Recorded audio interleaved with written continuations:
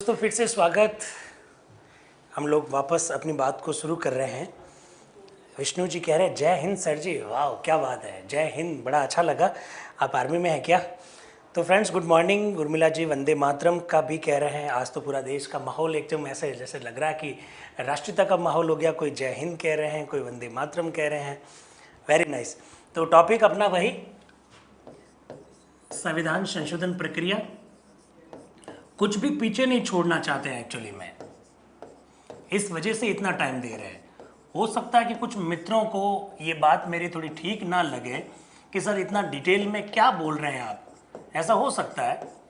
लेकिन मैं दोस्तों उनसे मैं यही रिक्वेस्ट करना चाहता हूँ, चाहे आप रेट की तैयारी कर रहे हैं, चाहे आप पटवारी की तैयारी कर रहे हैं, चाहे आप यूपीएससी की तैयारी कर रहे हैं, खासकर मेरे ऐसे मित्र जो रीट की तैयारी कर रहे हैं और पटवारी की तैयारी कर रहे हैं, एसएससी की तैयारी कर रहे हैं, वो अक्सर ये शिकायत करते हैं कि सर बहुत ज़्यादा डिटेल में हो रहा है। तो दोस्तों मैं आपसे एक प्रश्न पूछ रहा हूँ, याद कीजिएगा। आपके रीट का ही तो एक प्रश्न है, कौन सा? राज्य के प्राथमिक कर्तव्यों का उल्लेख कौन से अनुच्छेद में, ये रीट का प्रश्न है। मैं एक आध प्रश्न का उदाहरण देकर आपको डिटेल में नहीं पढ़ा रहा हूँ। आप देखिएगा दोस्तों, आप जितने पुराने पेपर्स देखेंगे उतना आपको फ़ायदा होगा। और फ़ायदा ये होगा कि पिछले 4-5 साल के जो भी पेपर है उन पेपर में आप इस बात को देखेंगे कि प्रश्न आसान नहीं आ रहा है। हर बार प्रश्न बहुत डिटेल में आ रहा है, खोद कर पूछा जा रहा है। इस वजह से डिटेल में बात करनी पड़ेगी। आप कदापि ये ना सोचें कि रीट का लेवल, पटवारी का लेवल, मेरे हिसाब से सारे एग्जाम्स के लेवल बराबर के ही होते हैं। फिर कुछ मित्र लोग ये कहते हैं सर हमारे तो 5 सवाल आएंगे रीट में, एसएससी में तो हमारे सर 12 सवाल आते। क्या फ़र्क पड़ता है? सवाल चाहे एक भी आओ दोस्तों, वो आपके सिलेक्शन का कारण और बाहर हो जाने का कारण बन सकता है। इसलिए मेरा आप लोगों से केवल इतना ही रिक्वेस्ट है, आप सब लोग बहुत डिटेल में पढ़ने की कोशिश करें। अब वो ज़माना गया कि जब बहुत आसान प्रश्न पूछे जाते थे। तो ठीक है, कमल जी कह रहे हैं बहुत शानदार पढ़ाते हो, थैंक यू वेरी मच कमल जी। अब देखिए, अब हम लोग क्या पढ़ने जा रहे हैं। कई सारे मित्र तो 10 मिनट के ब्रेक में यही सोचते रहे होंगे कि अब तो सब कुछ पढ़ चुके हैं, कल 1 घंटा पढ़ा, 2 घंटा पढ़ लिया, 3 घंटे हो गए, अब तो कुछ बाकी नहीं रहा होगा। ऐसा मन में प्रश्न आ सकता है। दोस्तों मुझे लगता है कि अभी भी 1 घंटा भी शायद हो सकता है कि इसमें कम पड़ जाए। और तो देखिए क्या क्या चीज़ें और हो सकती है संविधान संशोधन के संदर्भ में। दोस्तों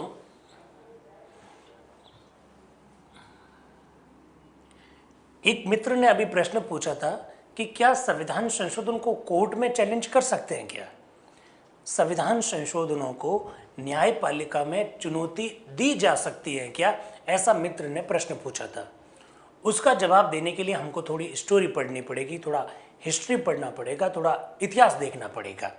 और वो किस तरह से है उसको हम लोग देख रहे हैं, तो बहुत ध्यान से सुनना। एक्चुअली में 1950 को हमारा भारत का संविधान लागू हुआ। 13 मई 1952 को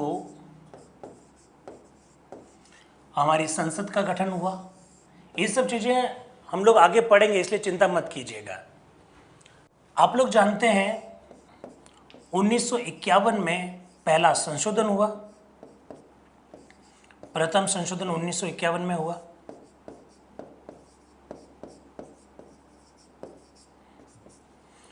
और ये हमारी संसद गठित हो रही है, संसद का गठन, और यहां पर संविधान लागू हो रहा है। दोस्तों प्रश्न अपना ये है कि क्या संविधान संशोधनों को न्यायपालिका में चुनौती दी जा सकती है क्या? ऐसा प्रश्न आप मुझसे पूछ सकते हैं, तो उसका मैं जवाब देने की कोशिश कर रहा हूं। सीनू जी कह रहे हैं पीडीएफ, ये सब टेक्निकल टीम आपके प्रश्नों को देख रही है। मैं उन्हीं प्रश्नों के जवाब दे रहा हूं जो इस टॉपिक से रिलेटेड है। बाकी पीडीएफ मिल रहा है कि नहीं मिल रहा, टेक्निकल टीम आपको करेंगे इसको ठीक। अब देखिए दोस्तों, एक प्रॉब्लम खड़ी हुई, मैं चाहूँगा उसको नोट भी करना है आपको। प्रॉब्लम क्या खड़ी हुई आप याद कीजिएगा। आपको बताया गया था कि फर्स्ट कॉन्स्टिट्यूशनल अमेंडमेंट के द्वारा हमने 9वीं अनुसूची संविधान में जोड़ी थी। इसी प्रकार से 17वां जो संविधान संशोधन हुआ 1965 में,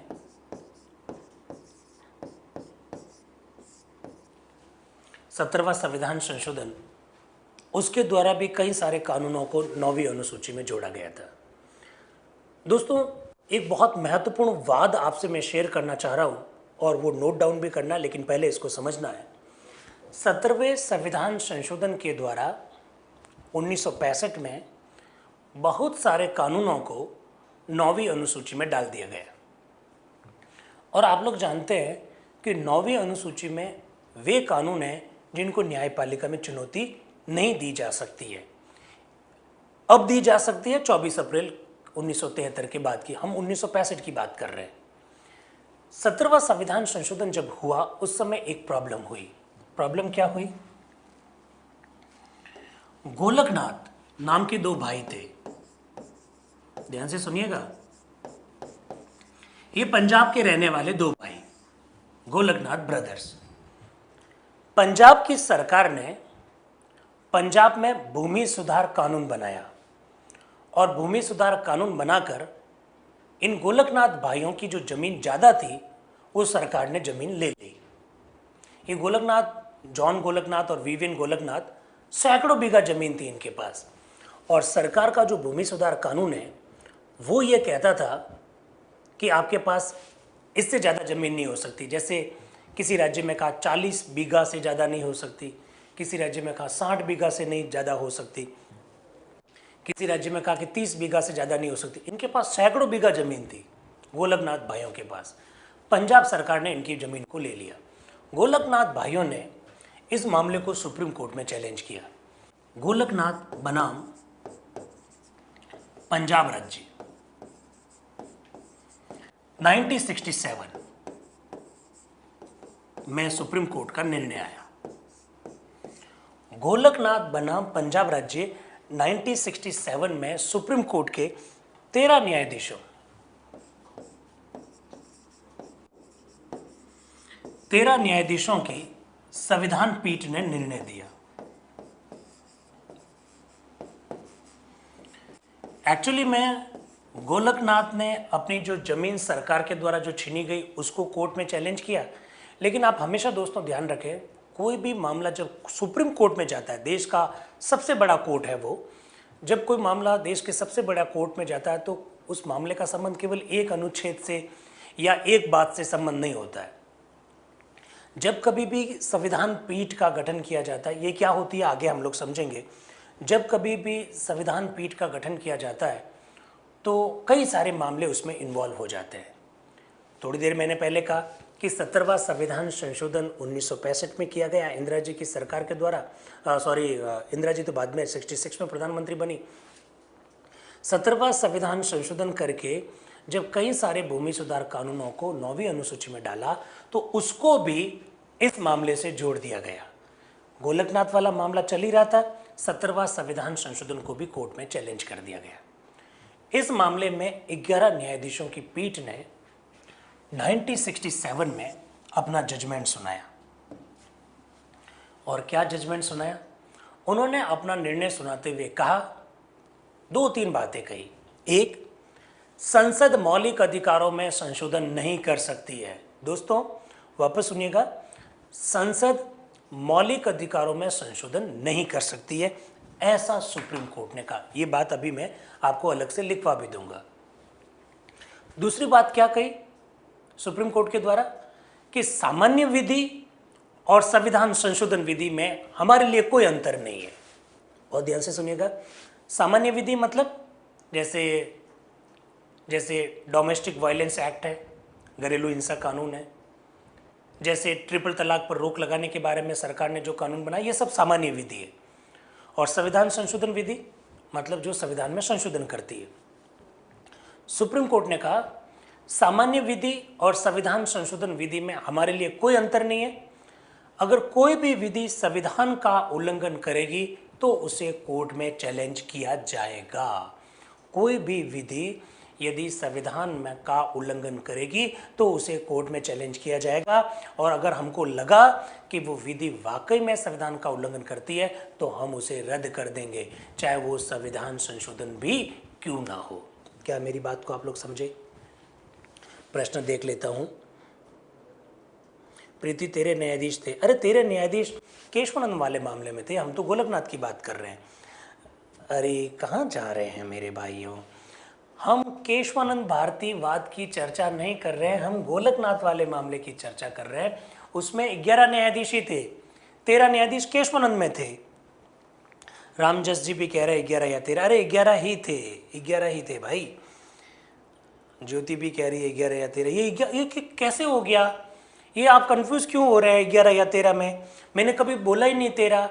13 न्यायाधीश केशवानंद भारती वाले मामले में थे, हम गोलकनाथ वाले मामले की चर्चा कर रहे हैं, 1967 के मामले की चर्चा कर रहे हैं, उसमें 11 न्यायाधीश ही थे। क्लियर? थोड़ा इसको ध्यान रखिएगा।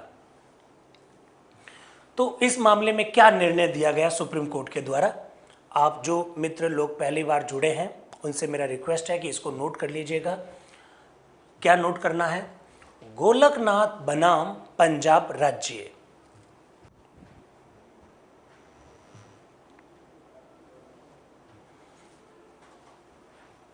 ये मैंने 11 लिखा भाई, 13 शायद मुंह से निकल गया, आप ऐसा कह रहे हैं। अच्छा 13 बोल दिया मैंने, आप ऐसा कह रहे हैं। 13 नहीं 11, ये 11 मैंने लिखा पर शायद मुंह से शायद 13 निकल गया होगा। हाँ चित्रा जी 11 ही है, यस ओके, मेरे मुंह से निकला 13, आप ऐसा कह रहे हैं, हो सकता है निकल गया हो। 11 लिखा है मैंने, वैसे 11 ही थे। अब दोस्तों देखिए आपको क्या लिखना है, गोलकनाथ बनाम पंजाब राज्य 1967 कोष्टक में लिख दीजिएगा, गोलकनाथ बनाम पंजाब राज्य 1967 के मामले में, नोट डाउन करिए, के मामले में। अच्छा लक्ष्मण जी कह रहे हैं आपने 13 बोला और लिखा 11, ओके ओके ओके। गोलकनाथ बनाम पंजाब राज्य 1967 के मामले में 11 न्यायाधीशों की पीठ ने 11 न्यायाधीशों की पीठ ने ये निर्णय दिया था कि, बहुत महत्वपूर्ण बात है इसलिए जरूर लिखिएगा, 11 न्यायाधीशों की पीठ ने ये निर्णय दिया था कि 11 न्यायाधीशों की पीठ ने ये निर्णय दिया था कि संसद मौलिक अधिकारों में संशोधन नहीं कर सकती है, संसद मौलिक अधिकारों में संशोधन नहीं कर सकती है।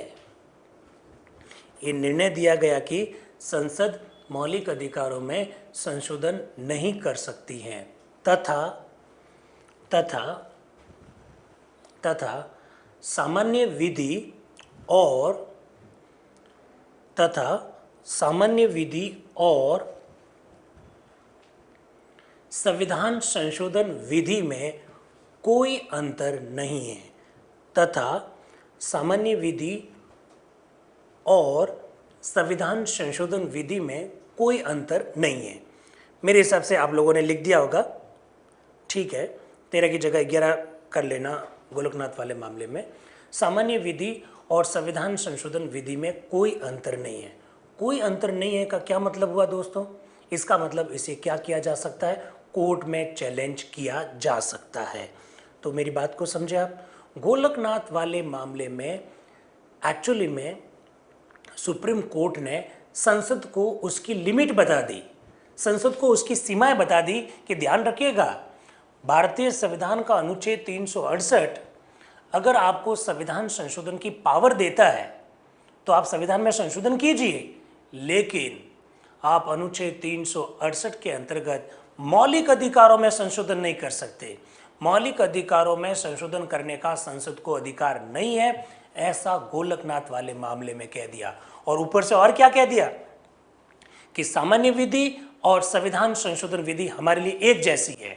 अगर आप संविधान में संशोधन करोगे, उसने संविधान में का उल्लंघन किया तो उसे भी कोर्ट में चैलेंज किया जा सकता है। क्या मेरी आप इस बात को समझ गए? क्या ये सुप्रीम कोर्ट ने कहा।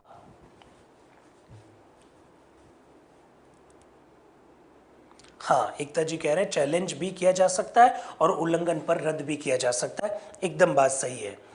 ठीक है, तो वसु जी का प्रश्न है कि सर फिर गोलकनाथ को क्या न्याय मिला? क्या बहुत महत्वपूर्ण प्रश्न पूछा है आपने। लक्ष्मण जी भी कह रहे हैं कि सर फिर उनको जमीन मिली क्या? बहुत बढ़िया, बहुत बढ़िया। बीके शर्मा जी कह रहे हैं 1967, हाँ 1967 ही लिखा है मैंने, 67 61 नहीं है। दो प्रश्न पूछे हैं, एक वसु ने पूछा है कि गोलकनाथ को न्याय मिला क्या, और एक लक्ष्मण जी ने प्रश्न पूछा क्या फिर उनको जमीन वापस मिली क्या? यस, ये बहुत अच्छा प्रश्न है। अब इसका जवाब सुन लीजिएगा। गोलकनाथ केस को देखने से और मैंने जो बातें बताई है उससे देखने से शायद आपने ये निष्कर्ष निकाला कि गोलकनाथ केस जीत गए। गोलकनाथ केस तो जीत गए, लेकिन दोस्तों उनको जमीन वापस नहीं मिली। यस, गोलकनाथ को जमीन वापस नहीं मिली। तो फिर आप मुझे कहेंगे फिर केस कैसे जीता? केस ऐसे जीता, कई बार हार के भी जीतना जिसे कहते हैं, वही वाला उदाहरण है। हार कर जो जीत जाए उसे सिकंदर कहते हैं, वो वाला एग्जाम्पल आपके सामने यहाँ पर है। कैसे क्या हुआ मामला वो मैं शेयर कर रहा हूँ। सुप्रीम कोर्ट ने कहा आप गोलकनाथ से इस तरह से जो जमीन छीनी है ये उनके मौलिक अधिकारों का उल्लंघन है, आप मौलिक अधिकार नहीं छीन सकते। तो सरकार ने कहा हमने तो संविधान में संशोधन करके लिया है भाई, हमने कोई ऐसे ही थोड़ी ले लिया कि गोलकनाथ बैठे थे उनकी जमीन छीन ली, ऐसे नहीं किया, हमने संविधान में संशोधन करके किया। तो जवाब क्या मिला कि संविधान में संशोधन करिए लेकिन मौलिक अधिकारों में संशोधन नहीं कर सकते। ठीक है, ये निर्णय दे दिया। पर सुप्रीम कोर्ट ने कहा ये जो भी हम निर्णय दे रहे हैं वो आगे से लागू होगा, अब तक जो चीजें हो गई है उस पर लागू नहीं होगा। इसका मतलब गोलकनाथ वाले मामले में ये जो सुप्रीम कोर्ट ने निर्णय दिया है, गोलकनाथ की जो जमीन ली गई है वो उन्हें वापस नहीं मिली। सुप्रीम कोर्ट ने कहा ये जो जजमेंट है ये जजमेंट अब आगे से लागू होगा। आगे से लागू होने का मतलब है अब अगर आपने संविधान में संशोधन करोगे तो आपको ये अधिकार नहीं होगा संविधान में संशोधन करने का। इसका मतलब ये हुआ कि गोलकनाथ को जमीन वापस नहीं मिली। लक्ष्मण जी कह रहे हैं 1976 तक तो कितनी भी जमीन रख सकते थे। अरे किसने कहा कितनी भी जमीन रख सकते थे? अलग अलग राज्यों ने भूमि सुधार कानून बना लिए थे, 1951-52 में ही बना लिए थे। हर राज्य की अलग अलग लिमिट थी, किसी में 40, किसी की 30 बीघा, किसी की 60 बीघा। आप कितनी भी जमीन नहीं रख सकते थे। आप कह रहे हो संपत्ति के अधिकार के संदर्भ में, संपत्ति का अधिकार होने के बावजूद भी हमारी संविधान में 9वीं अनुसूची जोड़कर हमने ये प्रावधान कर लिया कि इससे ज़्यादा जमीन किसी के पास नहीं हो सकती थी। बड़ा अजीब सा संविधान थोड़ा सा हमको मालूम पड़ता है कि एक तरफ तो संपत्ति का अधिकार मौलिक अधिकार के रूप में था और एक तरफ ये प्रावधान कर दिया गया कि सरकार जमीन ले सकती है, सरकार जमीन की लिमिटेशन तय कर सकती है। तो ये बात थोड़ा सा ध्यान रखिएगा। सुमित जी कह रहे हैं जमीन तो गई, हाँ जमीन तो गई पर केस जीत गए, पर वो आगे के लिए। तो दोस्तों ये बात आपको ध्यान रहेगी। ये मामला था गोलकनाथ वाले मामले में। दोस्तों गोलकनाथ वाद में जो निर्णय सुप्रीम कोर्ट ने दिया, उस समय देश की प्रधानमंत्री इंदिरा गांधी थी। सरकार को बहुत खराब लगा सुप्रीम कोर्ट का ये निर्णय, और खराब इसलिए लगा क्योंकि सुप्रीम कोर्ट ने एक तरह से संसद की लिमिट को तय कर दिया कि संशोधन करिए लेकिन मौलिक अधिकारों में संशोधन नहीं करेंगे। अब क्या हुआ? अब ये हुआ, तुरंत सरकार ने, इंदिरा जी की सरकार ने 24वां संविधान संशोधन किया। 24वां संविधान संशोधन, और 24वां संविधान संशोधन हुआ कब? 1971 में। और 24वां संविधान संशोधन करके 2 प्रावधान किए गए। अब विजय कह रहे हैं कि कितनी जमीन रख सकते। देखिए अलग अलग राज्यों में अलग अलग मामला था भूमि सुधार कानूनों के अंतर्गत। ये क्योंकि राज्य सूची का विषय है इसलिए अलग अलग राज्यों में अलग अलग था। मुझे आइडिया नहीं है कि किस गांव में कितनी है। वसु जी कह रहे हैं कि सर हमारे गांव में आज भी किसी के पास 500 बीघा से ज़्यादा ज़मीन है। जो पुश्तैनी ज़मीन है वो तो है, इसमें कोई प्रॉब्लम नहीं है, कोई प्रॉब्लम नहीं है। तो आइए जरा इस पे टॉपिक पर आइए।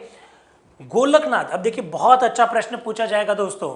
गोलकनाथ वाद में सुप्रीम कोर्ट ने जो जजमेंट दिया उससे तत्कालीन सरकार हिल गई। सरकार को अच्छा नहीं लगा तो सरकार ने तुरंत संविधान में संशोधन किया। प्रश्न क्या बनेगा? गोलकनाथ वाद में दिए गए निर्णय के प्रभाव को समाप्त करने के लिए कौन सा संशोधन किया गया? जो संशोधन किया गया वो था 24वां संशोधन।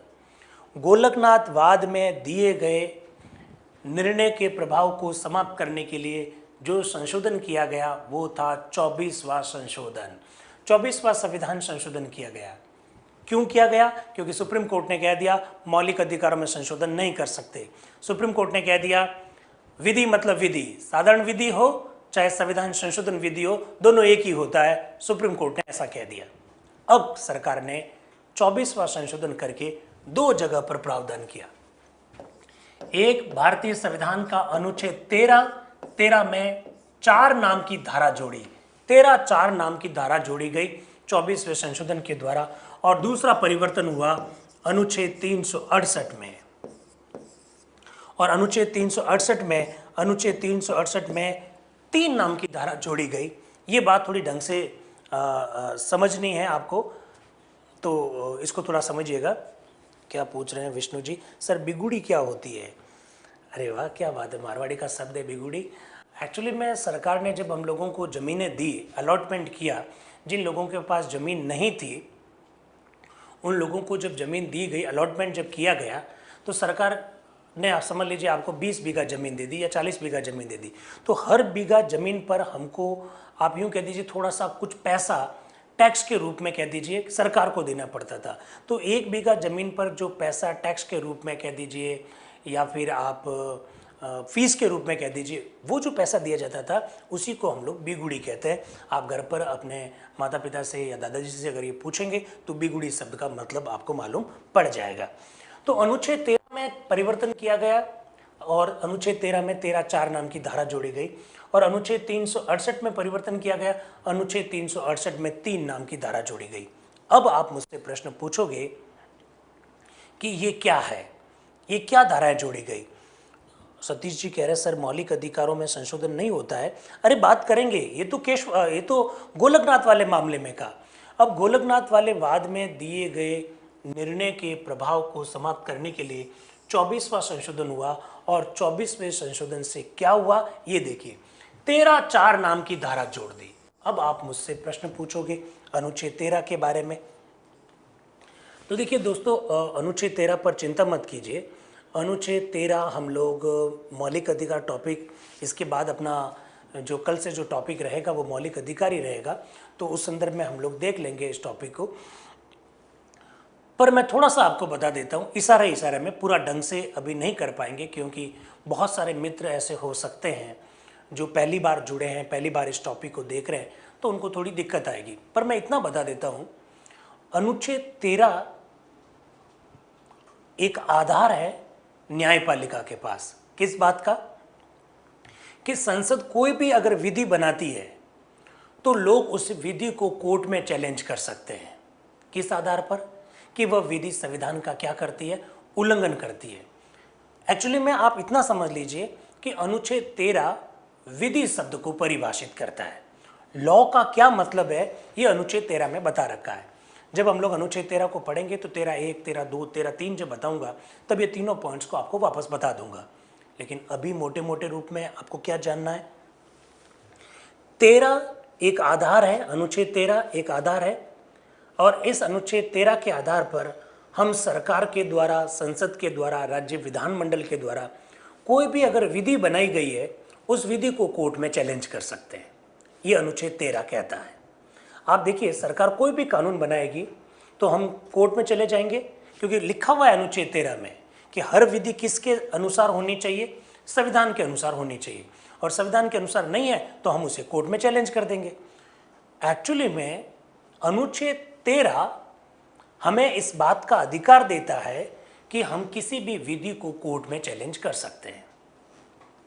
और पता है गोलकनाथ वाले मामले में क्या हुआ? सुप्रीम कोर्ट ने क्या कहा? विधि मतलब विधि, चाहे वो सामान्य विधि हो, साधारण विधि हो, चाहे वो संविधान संशोधन विधि हो। इंदिरा जी की सरकार को ये बात समझ में आ गई कि ये तो विधि मतलब विधि समझते हैं, संविधान संशोधन को उससे अलग नहीं करते हैं। इंदिरा जी की सरकार ने कहा नहीं, विधि मतलब विधि नहीं है, विधि भी 2 प्रकार की है, ऐसा इंदिरा जी की सरकार ने कहा। एक साधारण विधि और दूसरी संविधान संशोधन विधि। अनुच्छेद 13 में 13(4) नाम की धारा जोड़ी। दोस्तों मुझे मालूम है थोड़ा कम समझ में आएगी ये बात, लेकिन जब अनुच्छेद 13 पढ़ेंगे तब आपको समझ में आ जाएगा। 13(4) नाम की धारा जोड़कर क्या लिख दिया, अनुच्छेद 368 के तहत यदि संविधान में संशोधन किया जाएगा तो वह विधि शब्द की परिभाषा में शामिल नहीं है। वापस बोलो, अनुच्छेद 13(4) जोड़कर यह प्रावधान किया गया, अनुच्छेद 368 के तहत यदि संविधान में संशोधन किया जाएगा तो वह विधि शब्द की परिभाषा में शामिल नहीं है। और विधि शब्द की परिभाषा में शामिल नहीं है, इसका मतलब उसे कोर्ट में चैलेंज नहीं किया जा सकता है। इसका मतलब ये हुआ। बात समझ में आई क्या? क्या मेरी बात को आप लोग समझे? 13(4) नाम की धारा जोड़ने का क्या मतलब हुआ? संविधान संशोधन जो कि अनुच्छेद 368 की प्रक्रिया के तहत किए जाएंगे उसे कोर्ट में चैलेंज नहीं किया जा सकता है, ऐसा 24वें संशोधन के द्वारा प्रावधान कर दिया गया। आपको समझ में आया होगा मेरे हिसाब से। मैं देख लेता हूँ। रामचंद्र जी कह रहे हैं आप बहुत अच्छा पढ़ाते हैं, थैंक यू। शिल्पा जी कह रहे हैं हल्का हल्का समझा दो, हल्का हल्का समझा दिया मैंने। लक्ष्मण जी कह रहे हैं सर न्यायिक पुनरावलोकन, यस, अनुच्छेद 13 न्यायिक पुनरावलोकन का आधार है। क्लास 12:30 बजे तक चलेगी ऐसा पारुल पूछ रही है। एकदम सही कह रहे हैं चित्रा जी कि संविधान संशोधन में विधि शब्द की परिभाषा, यस, विधि शब्द की परिभाषा में संविधान संशोधन शामिल नहीं है। दोस्तों जब विधि शब्द से संविधान संशोधन को बाहर कर दिया गया तो इसका मतलब कोर्ट में चैलेंज नहीं किया जाएगा, ऐसा प्रावधान सरकार ने 24वें संशोधन के द्वारा करवा दिया गया। यहां बात क्लियर हो गई? ठीक है, ठीक है। अब आगे बात करते हैं अनुच्छेद 368 में क्या परिवर्तन करवाया। अनुच्छेद 368 जो अभी हम लोग पिछले 3-4 घंटे से पढ़ रहे हैं, आज भी पढ़े कल भी पढ़े, अनुच्छेद 368 में प्रावधान ये करवाया, क्या करवाया कि इस संशोधन के तहत जो संशोधन किए जाएंगे वो अनुच्छेद 13 में नहीं आएंगे। क्या कमाल का काम था। देखिए 2 काम किए गए। अनुच्छेद 13 में परिवर्तन करके लिख दिया कि अनुच्छेद 368 के तहत जो संशोधन होंगे वो विधि शब्द की परिभाषा में नहीं आएंगे, और अनुच्छेद 368 में संशोधन करके लिख दिया कि अनुच्छेद 368 के तहत जो संशोधन किए जाएंगे उस पर अनुच्छेद 13 लागू नहीं होगा। ये प्रावधान कर दिया गया दोस्तों 24वें संशोधन के द्वारा। जल्दी से बताइए ये बात आपको समझ में आई या नहीं आई? शिल्पा जी कह रहे हैं यस सर समझ में आ गया। आशुदेव जी कह रहे हैं यस सर। जावेद जी कह रहे हैं नाइस सर। तो आपका कॉन्सेप्ट। अनीता जी कह रहे हैं सर हमारा कमेंट क्यों नहीं देखते आप? सबका कमेंट देख रहा हूँ, टॉपिक से रिलेटेड होता है तो मैं उसको अक्सर लेने की कोशिश करता हूँ। महेश जी कह रहे हैं सर बहुत शानदार समझ में आ रहा है, थैंक यू वेरी मच। मुझे जवाब दीजिएगा 24वें संशोधन में जो मैंने बातें कही वो समझ में आई क्या? 24वें संशोधन को रिपीट कर रहा हूं आपके लिए। 2 प्रावधान किए गए। अनुच्छेद 13 में 13(4) नाम की धारा जोड़ी गई। 13(4) नाम की धारा जोड़कर यह लिख दिया अनुच्छेद 368 की प्रक्रिया के तहत जो संशोधन किए जाएंगे वे संशोधन विधि शब्द में नहीं आएंगे। इसका मतलब कोर्ट में चैलेंज नहीं किया जाएगा। इसका मतलब यह हुआ। दूसरा परिवर्तन कहां किया गया? अनुच्छेद 368 में किया गया जो कि संविधान संशोधन की प्रक्रिया से संबंधित है। क्या लिख दिया?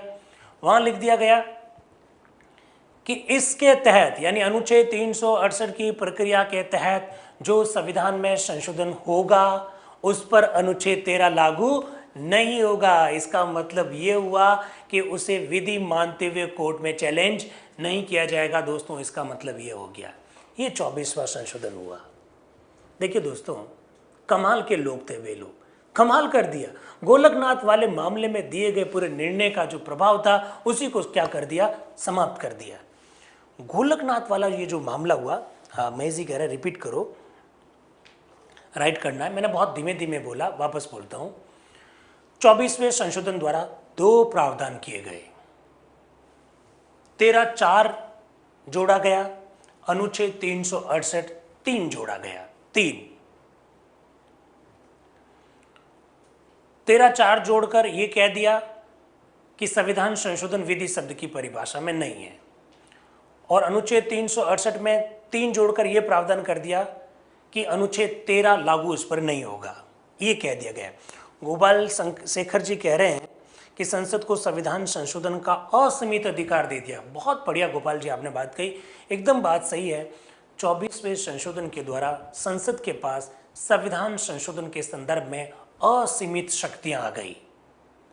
अब देखिए दोस्तों, अब मैं बात करता हूं केशवानंद भारतीवाद की।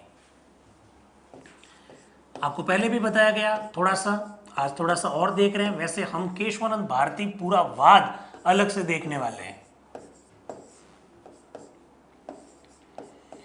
केशवानंद भारती एक मठाधीश है, इडनीर, आज भी वो मठाधीश है। इडनीर एक जगह है केरल की, वहां के मठाधीश है।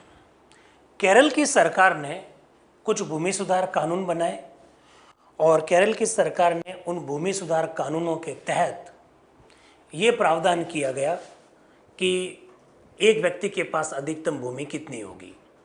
और उन भूमि सुधार कानूनों की चपेट में केशवानंद भारती का मठ भी आ गया। जैसे हमारे यहाँ मंदिर, वैसे साउथ इंडिया में मठ होते हैं, मठ भी आ गए। आप लोग जानते हैं हमारे यहाँ मंदिरों के पास, मठों के पास बहुत ज़मीन है। कई कई मठ तो ऐसे जिनके पास सैकड़ों बीघा ज़मीन है। तो जैसे ही केरल के भूमि सुधार कानून की चपेट में मठ आए, अर्थात मठ के पास भी इतनी ज़मीन होगी, इससे ज़्यादा नहीं होगी, ये जब प्रावधान किया गया तो केशवानंद भारती क्या मठ से भी ज़मीन सरकार ने छीन ली और भूमिहीन लोगों को बांट दी। उद्देश्य बहुत पवित्र है, भूमिहीन लोगों को भूमि देना जरूरी है। भूमि कहाँ से लाएंगे आप? कोई दूसरे देश से तो ला नहीं सकते, मंगल ग्रह से तो ला नहीं सकते, तो भूमि तो यही है। तो सामाजिक और आर्थिक न्याय उपलब्ध करवाना भी जरूरी है, भूमिहीन लोगों को भूमि देना। मैंने आप लोगों से शायद पहले भी कहा है, किसी ने पहले नहीं सुना है, तो जो लोग ग्रामीण पृष्ठभूमि के हैं, जो भाई बंधु, उनसे मेरा रिक्वेस्ट है कि आज घर जाकर पूछना कि अलॉटमेंट क्या होता है। आपके खेतों के जो नाम होते हैं उसमें एक खेत आपका ऐसा होगा जिसमें कहा गया होगा ये अलॉटमेंट है, तो लोग समझते नहीं है ये अलॉटमेंट क्या है। ये अलॉटमेंट का मतलब है ये भूमि बेसिकली हमारी नहीं थी, हमारी पुश्तैनी भूमि नहीं है। सरकार ने 60 के दशक में भूमि सुधार कानूनों के तहत हमको वो भूमि क्या की है, अलॉट की है। तो वो भूमि ली किससे? भूमि इन बड़े बड़े भूमिपतियों से ली है। तो दोस्तों, केरल के केशवानंद भारती से जमीन ले ली गई तो केशवानंद भारती सुप्रीम कोर्ट पहुंचे। सुप्रीम कोर्ट में केशवानंद भारती बनाम केरल राज्य के नाम से ये मामला दर्ज हुआ। क्या नाम हुआ? केशवानंद भारती बनाम केरल राज्य।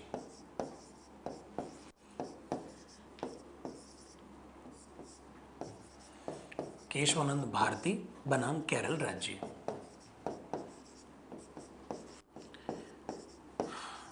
चूंकि गोलकनाथ वाले मामले में 11 न्यायाधीशों की पीठ ने निर्णय दिया था,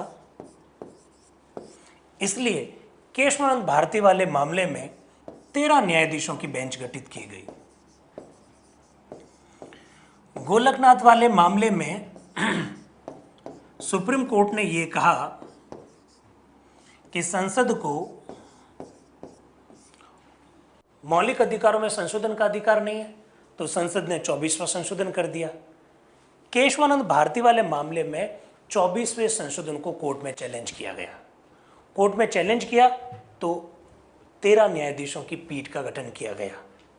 ये 13 न्यायाधीशों की संविधान पीठ बना दी गई। 24 अप्रैल 1973 को 24 अप्रैल 1973 को सुप्रीम कोर्ट ने इस विषय पर निर्णय दिया। आप चिंता मत कीजिएगा, केशवानंद भारती विषय पर हम अलग से 1 घंटे की क्लास लेने वाले हैं। केशवानंद भारती जैसे विषय पर हम लोग कल ले सकते हैं, आप कहेंगे तो अलग से पूरी 1 घंटे की क्लास, ताकि आपके पूरे कॉन्सेप्ट इस संदर्भ में क्लियर हो सके। ठीक है, 24वें संशोधन को चैलेंज किया गया। और भी कई सारे संशोधन थे, 29वां था, 32वां था, 24वां भी था, 25वां भी था। बहुत सारे संशोधनों को कोर्ट में चैलेंज किया गया था। केशवानंद भारती वाले वाद में सुप्रीम कोर्ट ने बड़ा जबरदस्त निर्णय दिया 24 अप्रैल 1973 को। क्या निर्णय दिया? निर्णय यह दिया कि 24वां संविधान संशोधन एकदम सही है। 24वां संविधान संशोधन एकदम सही है। संसद मौलिक अधिकारों में ही नहीं, संसद संविधान के किसी भी भाग में संशोधन कर सकती है, ऐसा सुप्रीम कोर्ट ने कहा इस मामले में। ठीक है। दूसरी बात, सुप्रीम कोर्ट ने कहा कि जो संविधान में 9वीं अनुसूची जो जोड़ी गई है, जिसमें उन कानूनों का उल्लेख है जिनको न्यायपालिका में चुनौती नहीं दे सकते, वो भी सही है, उसमें भी कोई दिक्कत नहीं है। लेकिन ऐसा कोई संशोधन किया गया जो संविधान की आधारभूत संरचना का उल्लंघन करता है, ऐसा कोई संशोधन किया गया जो संविधान की आधारभूत संरचना का उल्लंघन करता है, तो ऐसी स्थिति में उसे कोर्ट में चैलेंज किया जा सकता है। यस दोस्तों, दीपेंद्र जी कह रहे हैं कल ले लो, केशवानंद भारती पर कल बात कर सकते हैं। क्या मेरी बात को आप लोग समझ पा रहे हैं? मैं बोल रहा हूं केशवानंद भारती मामले में सुप्रीम कोर्ट ने कहा 24वां संशोधन सही है। देखिए दोस्तों, केशवानंद भारती वाले मामले में और क्या कहा उस विषय पर आज हम लोग बात नहीं करेंगे, क्योंकि वो अपना मामला नहीं है। हमारा टॉपिक संविधान संशोधन की प्रक्रिया, उसी पर कॉन्सेंट्रेट कर रखे हैं। ठीक है। 24वां संविधान संशोधन एकदम सही है, ऐसा इस मामले में कहा। दूसरा, आप चाहें तो नोट भी कर सकते हैं, हालांकि मैं केशवानंद भारती वाले बात को अलग से ले रहा हूं कल। दूसरा कहा, संसद, आप लिख लीजिएगा, संसद संविधान के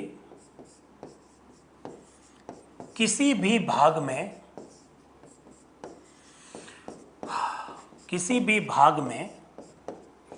संशोधन कर सकती है।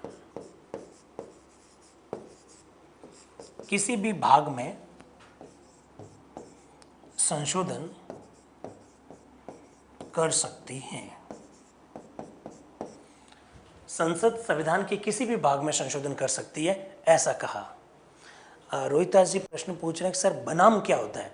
रोहितास जी, जब भी कोई केस किया जाता है, जैसे मैंने केस किया है राजस्थान सरकार के खिलाफ में, राजस्थान सरकार के किसी नीति के खिलाफ में, तो सरकार एक पार्टी है और एक पार्टी मैं हूं, तो दिनेश गहलोत बनाम राजस्थान, बनाम का मतलब वर्सेज होता है।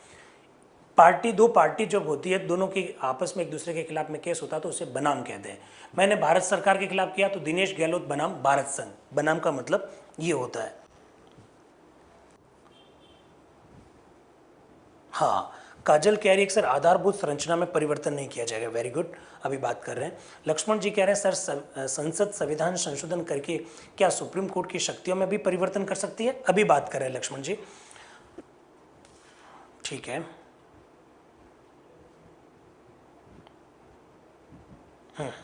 सारे प्रश्न मुझे दिख गए, अभी जवाब दे रहे हैं। तीसरी बात सुप्रीम कोर्ट ने इस मामले में ये कही, जो मित्र लोग नोट करना चाहते हैं वो नोट करते रहिए, मैं इसलिए धीरे धीरे बोल रहा हूं और साथ साथ में लिखवा भी रहा हूं। तीसरी बात सुप्रीम कोर्ट ने कही, एक कॉन्सेप्ट दिया और कॉन्सेप्ट देते हुए क्या कहा, आधारभूत संरचना में संशोधन नहीं किया आधारभूत संरचना में संशोधन नहीं किया जा सकता है, ऐसा इस मामले में सुप्रीम कोर्ट ने कहा। मैं वापस समझाता हूं, वापस धीमे धीमे, ताकि आपको समझ में आ सके। दो भाई गोलकनाथ, उनकी जमीन छीन ली सरकार ने, पंजाब की सरकार ने, भूमि सुधार कानून बनाकर। दोनों भाइयों ने कोर्ट में चैलेंज किया। गोलकनाथ वाले वाद में सुप्रीम कोर्ट ने कहा इस तरह से आप लोगों के मौलिक अधिकार नहीं छीन सकते। और दूसरी बात सुप्रीम कोर्ट ने कही, मौलिक अधिकारों में आप संशोधन नहीं कर सकते। तीसरी बात कही, विधि, चाहे वो संविधान संशोधन के संदर्भ में हो, चाहे वो साधारण विधि हो, हमारे लिए विधि है, इसका मतलब कोर्ट में चैलेंज किया जा सकता है किसी को भी। गोलकनाथ वाद में दिए गए निर्णय के प्रभाव को समाप्त करने के लिए इंदिरा जी की सरकार ने 24वां संशोधन किया और 2 जगह पर संशोधन करवाया। एक, अनुच्छेद 13 में लिखवा दिया कि अनुच्छेद 368 के तहत किया गया संशोधन विधि शब्द में नहीं है, और अनुच्छेद 368 में लिखवा दिया कि इस पर अनुच्छेद 13 लागू नहीं होता। दोनों एक दूसरे के खिलाफ में लिखवा दी। इधर इस बीच में केशवानंद भारती जो कि केरल के मठाधीश है, इनकी जमीन ले ली गई। उन्होंने कोर्ट में चैलेंज किया। साथ साथ में मैंने कहा कि कोई मामला जब आता है कोर्ट में तो एक ही मामला नहीं होता है, उसमें 50 प्रकार के और मामले उससे संबंधित अगर हो तो वो जुड़ते जाते हैं। केशवानंद भारती वाले वाद में 24वां संशोधन भी जोड़ दिया गया, 25वां भी जोड़ दिया गया, 24वां 25वां क्या सब पढ़ेंगे हम लोग कल। 29वां भी जोड़ दिया गया, 32वां भी जोड़ दिया गया, खूब सारे मामले जुड़ गए। 24 अप्रैल 1973 को सुप्रीम कोर्ट ने निर्णय दिया, कहा 24वां संविधान संशोधन। देखिए 25वें के बारे में क्या कहा अभी हम लोग नहीं पढ़ रहे हैं क्योंकि अभी हमारा टॉपिक नहीं है, हमारा टॉपिक संविधान संशोधन के संदर्भ में। सुप्रीम कोर्ट ने कहा 24वां संशोधन एकदम सही, बात खत्म। दूसरी बात कही, संसद संविधान के किसी भी भाग में संशोधन कर सकती है। इसका मतलब दोस्तों गोलकनाथ वाले वाद में सुप्रीम कोर्ट ने जो निर्णय दिया उसको पलट दिया। सुप्रीम कोर्ट ने पहले कहा था संशोधन नहीं कर सकते मौलिक अधिकार में, इधर सुप्रीम कोर्ट ने कहा नहीं, मौलिक अधिकार नहीं, संविधान के किसी भी भाग में आप संशोधन कर सकते हैं। लेकिन सुप्रीम कोर्ट ने तीसरी बात जो कही, संविधान में संशोधन तो कर सकते हैं लेकिन संविधान की आधारभूत संरचना में संशोधन नहीं किया जा सकता है, ऐसा सुप्रीम कोर्ट ने कहा। क्या मेरी बात आप लोग समझ पा रहे हैं? अब आपका जो अगला प्रश्न है, इसलिए मैंने पहले से इसको रेड में लिख दिया क्योंकि आप मुझसे प्रश्न पूछोगे सर गोलकनाथ वाद का निर्णय कब दिया गया? 1967 में दिया गया। संतोष जी कह रहे हैं कि सर आधारभूत संरचना में क्या आएगा, इसी को समझ रहे हैं, इसलिए मैंने इसको रेड में लिखा है,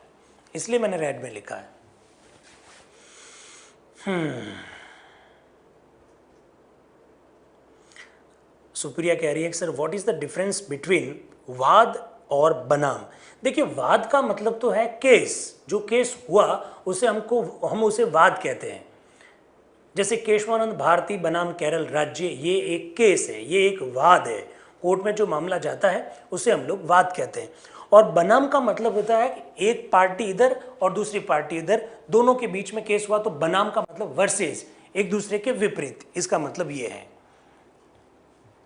ठीक है, तो सुप्रीम कोर्ट ने कहा आधारभूत संरचना में संशोधन नहीं किया जा सकता है। अब आपका प्रश्न है आधारभूत संरचना क्या है? आधारभूत संरचना का मतलब है दोस्तों संविधान की वे बातें जिन पर भारत का संविधान टिका हुआ है। बहुत ध्यान से सुनिए, संविधान की वे बातें जिन पर भारत का संविधान टिका हुआ है, संविधान की वे बातें जिसके बिना संविधान की कल्पना नहीं की जा सकती है, वो संविधान की आधारभूत संरचना है। सुप्रीम कोर्ट ने क्या गजब का निर्णय दिया। एक तरफ तो संसद को कह दिया कि आपको जो करना है करिए, आपको पूरा अधिकार है क्योंकि आप जनता के द्वारा चुने गए प्रतिनिधि है, संसद को ऐसा कह दिया। दूसरी तरफ सुप्रीम कोर्ट ने संविधान की रक्षा करते हुए एक नया कॉन्सेप्ट दिया, आधारभूत संरचना में संशोधन नहीं कर सकते। और आधारभूत संरचना का मतलब संविधान की वे बातें जिनके बिना संविधान की कल्पना ही नहीं कर सकते। हमारे संविधान निर्माताओं की जो भावनाएं जुड़ी हुई है वो संविधान की आधारभूत संरचना है, उसमें आप अमेंडमेंट नहीं कर सकते हैं, ऐसा सुप्रीम कोर्ट ने कहा। बात को समझ में आया? मेरे हिसाब से अब आपको समझ में आया होगा। निशा जी कह रहे हैं आधारभूत संरचना क्या है? संविधान की वे बातें जिन पर संविधान टिका हुआ है। हमारा संविधान देखिए दोस्तों, प्रस्तावना है, फिर अनुच्छेद 1 है, फिर 2 है, 3 है, 20, 50, 100, 200, 250, 300, 395, फिर इसके साथ में 12 अनुसूचियां हैं। ये सब मिलकर हमारा भारत का संविधान बनता है। इस संविधान में कुछ बातें ऐसी हैं जिनके बिना हम संविधान की कल्पना नहीं कर सकते। वो सब संविधान की क्या हो गई? आधारभूत संरचना, उसमें आप अमेंडमेंट नहीं कर सकते। अब आपका अगला प्रश्न क्या होगा वो भी मैं बता देता हूं। आपका अगला प्रश्न होगा आधारभूत संरचना में कौन कौन सी बातें आती है। मैं सब लिखवाऊंगा, आधारभूत संरचना में कौन कौन सी बातें आती है। सुप्रीम कोर्ट ने अलग अलग मामलों में अलग अलग बातों को जोड़ दिया है कि ये भी आधारभूत संरचना, ये भी आधारभूत संरचना। और जो सुप्रीम कोर्ट ने कहा कि ये आधारभूत संरचना है उसमें अमेंडमेंट नहीं किया जा सकता है। इस बात को थोड़ा सा आप दोस्तों ध्यान रखिएगा, मेरी बात को आप लोग समझे होंगे। रावल जी एकदम बात सही कह रहे हैं, जिनके बिना संविधान का अस्तित्व नहीं हो सकता उसी को हम लोग मूल संरचना या आधारभूत संरचना कहते हैं। इसमें कोई नहीं किया जा सकता, यस इसमें संविधान संशोधन नहीं किया जा सकता है। सुरेंद्र जी कह रहे हैं बहुत ढंग से समझ में आ रहा है, थैंक यू वेरी मच। चलिए अब देखिए दोस्तों, ये आधारभूत संरचना में कौन सी बातें आती है, मैं आपको मोटी मोटी बताऊंगा। मोटी मोटी इसलिए क्योंकि हम कल, आपने खुद नहीं कहा है कि कल केशवानंद भारती वाले बात को बता दीजिए, तो मैं चाहता हूं कि अभी इस बात को कल समझ ही लेते हैं ताकि आगे और पेंडिंग ना रहे ये मामला।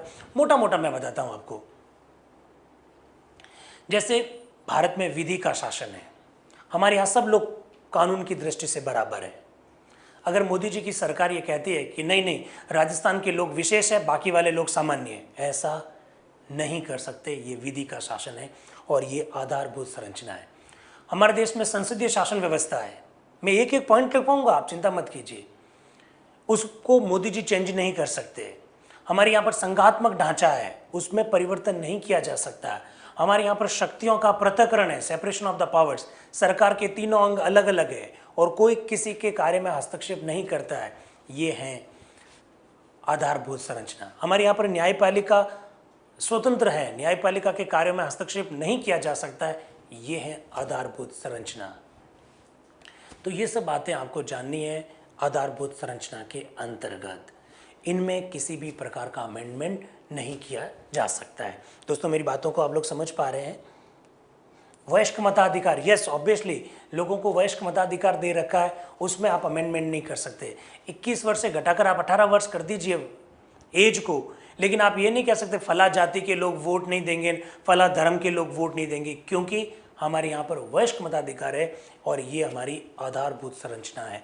तो मेरे हिसाब से समझ में आया होगा। सुमन कह रही है कि बहुत अच्छे से समझ में आ रहा है sir, thank you very much.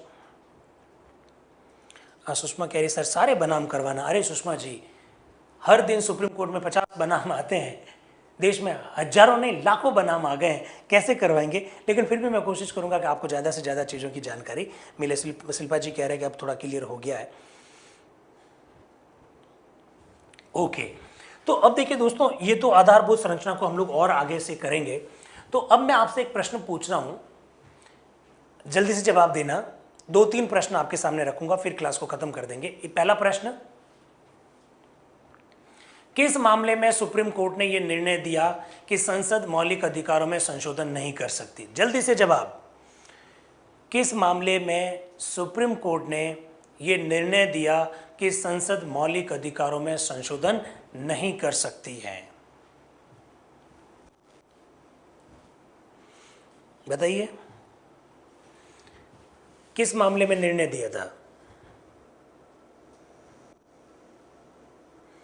Yes, Golaknath मामले में, गोलकनाथ वाद में सुप्रीम कोर्ट ने निर्णय दिया कि संसद मौलिक अधिकारों में संशोधन नहीं कर सकती है। एकदम बात सही कही। दूसरा प्रश्न है मेरा आप लोगों से, 1967 एकदम सही, गोलकनाथ संजू जी कह रहे हैं, एकदम भी कह रहे हैं, बहुत बढ़िया। दीपेंद्र सिंह जी, गोलकनाथ एकदम ठीक है। अरे सारे मामले समझाएंगे, शाह बानो समझाएंगे, साहिरा बानो भी समझाएंगे, चिंता मत कीजिएगा। दूसरा प्रश्न, किस मामले में सुप्रीम कोर्ट ने यह कहा कि आधारभूत संरचना में संशोधन नहीं किया जा सकता? किस मामले में सुप्रीम कोर्ट ने पहली बार यह कहा कि संविधान की आधारभूत संरचना में संशोधन नहीं किया जा सकता? तो आंसर है केशवानंद भारती वाले वाद में सुप्रीम कोर्ट ने कहा कि संविधान की आधारभूत संरचना में संशोधन नहीं किया जा सकता है। ठीक है, अब देखिए दोस्तों, अगर मैं आपसे अब ये प्रश्न जो कि लास्ट में है, थोड़ा सा देख लीजिएगा। अगर मैं आपसे प्रश्न पूछूं कि अनुच्छेद 368 में क्या है, तो मैं आपको ये जवाब खुद ही दे देता हूं। अनुच्छेद 368 में 3 बातों का उल्लेख है, 3 बातें। नंबर 1, संविधान संशोधन की प्रक्रिया है।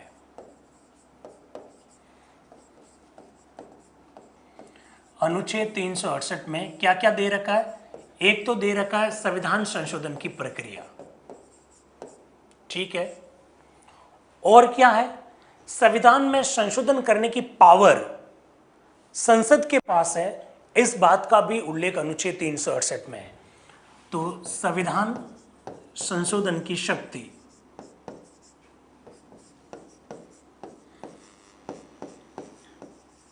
संविधान संशोधन की शक्ति ये संसद में निहित है, इस बात का भी उल्लेख अनुच्छेद 368 में। बहुत ध्यान से सुनिएगा, सब मित्र लोगों से रिक्वेस्ट है कि अनुच्छेद 368 बस सार रूप बता रहे हैं, लास्ट में उसका कंक्लूजन कर रहे हैं। हालांकि अभी भी 2 घंटे की क्लास बाकी है इसी टॉपिक पर, टॉपिक खत्म नहीं हुआ है।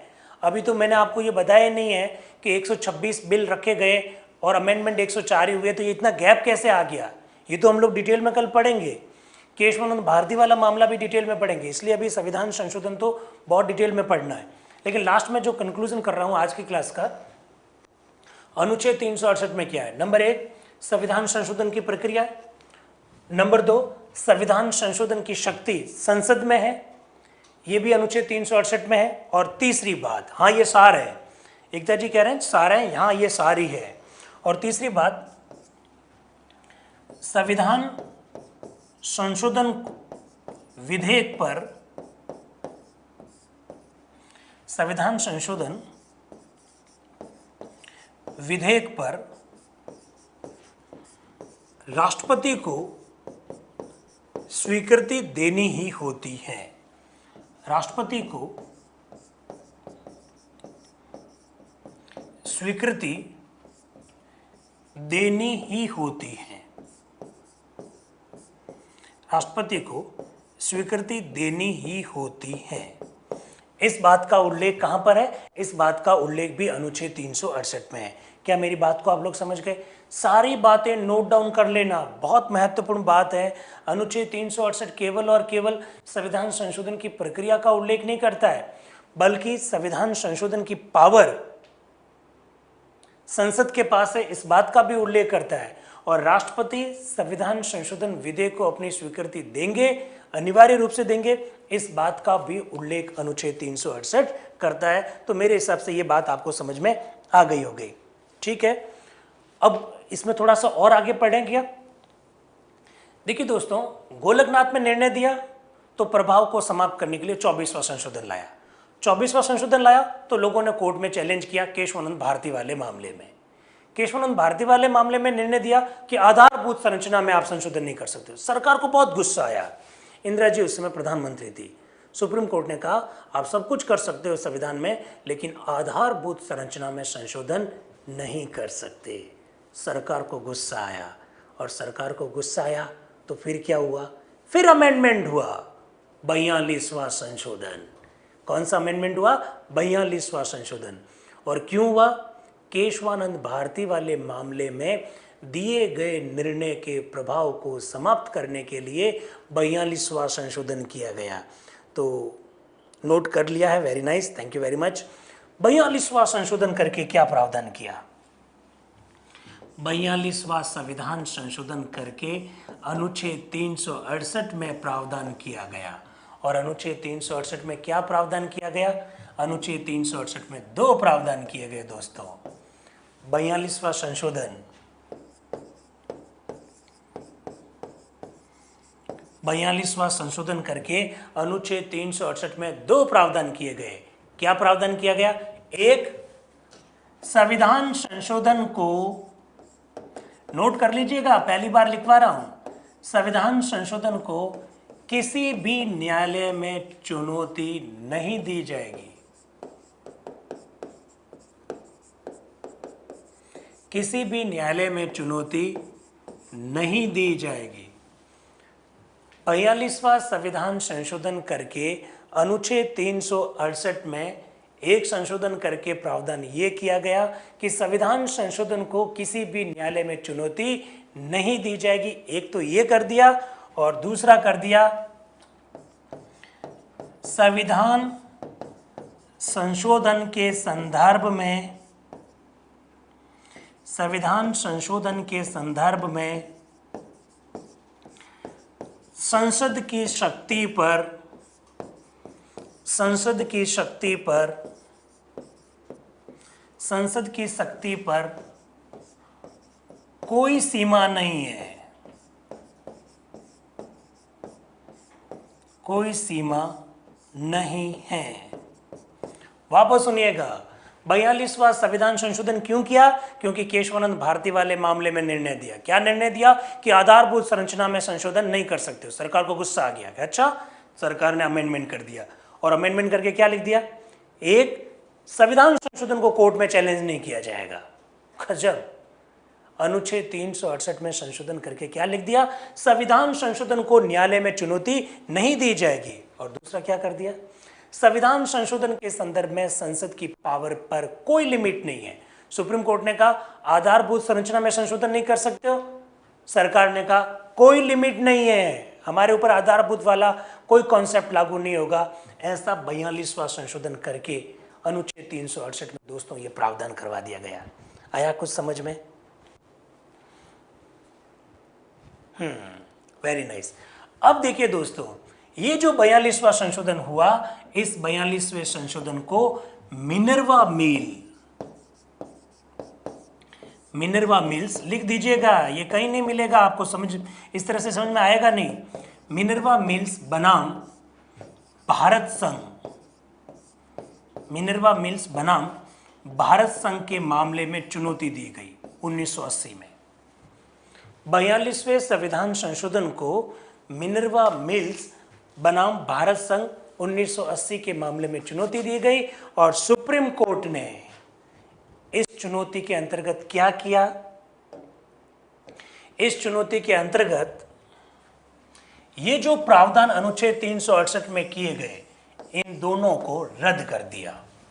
मिनर्वा मिल्स बनाम भारत संघ 1980 के मामले में 42वें संशोधन के द्वारा जो परिवर्तन अनुच्छेद 368 में किए गए, उसे चुनौती दी गई, और उस चुनौती जब दी गई तो सुप्रीम कोर्ट ने इन दोनों अमेंडमेंट, ये जो दोनों जो प्रावधान किए गए, उसे असंवैधानिक ठहरा दिया। इसका मतलब ये प्रावधान आज लागू नहीं है। क्या मेरा मतलब समझ में आया आपको? वर्षा जी कह रहे हैं इसका मतलब न्यायपालिका का कोई मतलब ही नहीं रह गया, गवर्नमेंट जो चाहे वो कर सकती है। वर्षा जी, गवर्नमेंट जो चाहे कर सकती है, लेकिन ये भी तो आ गया निर्णय, और अपडेट हो जाइएगा आप। कहाँ से चले थे 70वां संविधान संशोधन करके भूमि सुधार कानूनों को 9वीं अनुसूची में डाला। गोलकनाथ ने उसे चैलेंज किया। गोलकनाथ वाले मामले में सुप्रीम कोर्ट ने कहा आप मौलिक अधिकारों में संशोधन नहीं कर सकते। गोलकनाथ वाले मामले का प्रभाव समाप्त करने के लिए 24वां संशोधन किया। 24वां संशोधन करके कह दिया कि विधि शब्द की परिभाषा में संविधान संशोधन नहीं आता है। तो मामला गया केशवानंद भारती में। केशवानंद भारती वाले मामले में कहा सब कुछ कर सकते हैं, लेकिन आधारभूत संरचना में संशोधन नहीं कर सकते। तो मामला फिर आया 42वां संशोधन। 42वां संशोधन करके कहा कि नहीं नहीं, हमारे ऊपर कोई लिमिटेशन नहीं है, कोई आधारभूत वगैरह नहीं होता है, हम तो जो चाहे कर सकते हैं।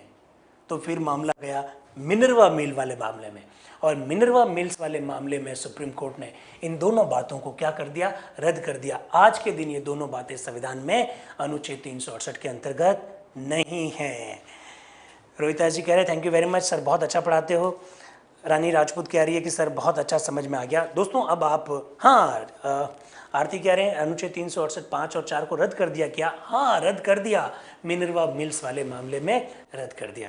तो दोस्तों मुझे लगता है कि आज के लिए इतना काफ़ी है।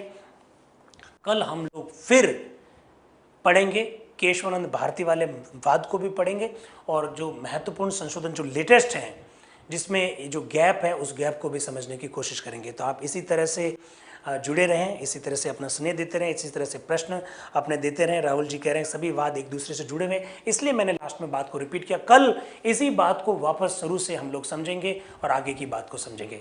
तो दोस्तों thank you very much, wish you all the best, thank you.